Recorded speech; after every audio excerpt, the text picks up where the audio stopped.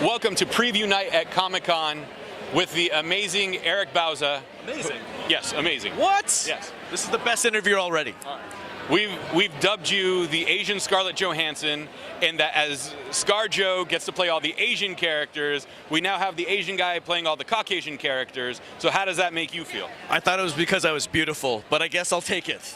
You're absolutely gorgeous, but you're not my type, unfortunately. with the right kind of lighting, anyone can look as good as Scarlett Johansson.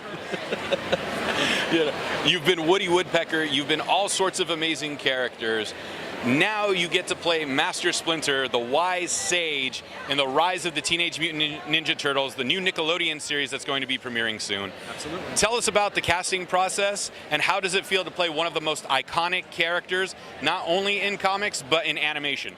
Wow, what a build up to a question.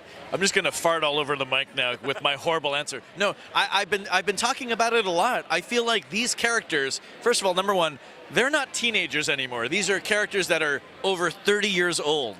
And they're so familiar. So like we grew up watching these guys, right? So the email comes in, the audition copy comes in, and you're like pinching yourself dreaming, I'm gonna read for Splinter today, and keep your little mouse fingers crossed that you get it.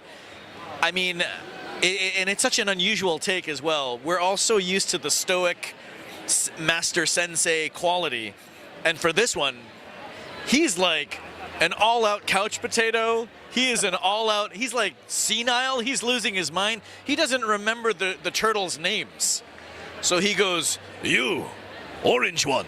You and red one. You take purple one to the store and you get me some dumplings, okay?" Like he is like a drunken master. Like if they had Yoda and the Danny DeVito and the New York Pizza Rat had a baby, that would be Splinter. That is the most phenomenal description I've heard of any character ever in animation. Yeah, and it's still true to the character. I don't know how the writers and the creators managed to keep that there, but when I come in and I read all these silly lines, there is still an underlying lesson and meaning to be learned from Sensei Splinter. So, now we know in Western animation, the scripts are written first and they animate to the voices. yes. When you read these scripts in comparison to the 80s Ninja Turtles that we saw, the 2000 version, and then the most recent incarnation, how does it not only compare to your sensibilities, but does it match up to the expectations you had from childhood? Man, these questions are awesome. It's everything what you just said. It's a little bit of the old and the new. Like, I'm a purist again. Like nothing will tickle me more than the theme song to this original series. But I watched the Michael Bay movies in theaters and I enjoyed them as well. And then having worked on this, it's like they took everything. And not only is it familiar, it's also an origin story, you know, like Rise of the TMNT. So keep this in mind though too. We have been introduced to multiple dimensions in this series.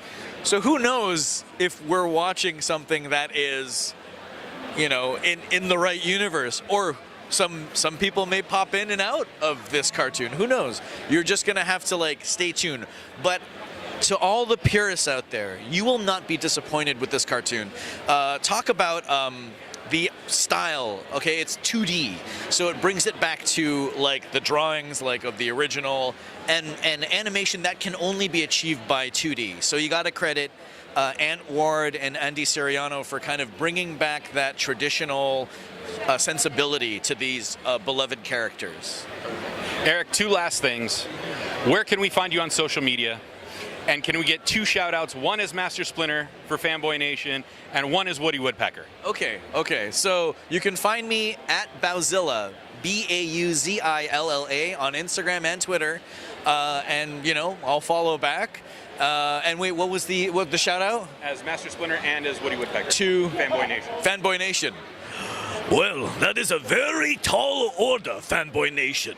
But I'm a huge fan of you, as you are of me. Love it. Thank you so much, man. Yeah, I appreciate it. Yeah. So much. Yeah, absolutely.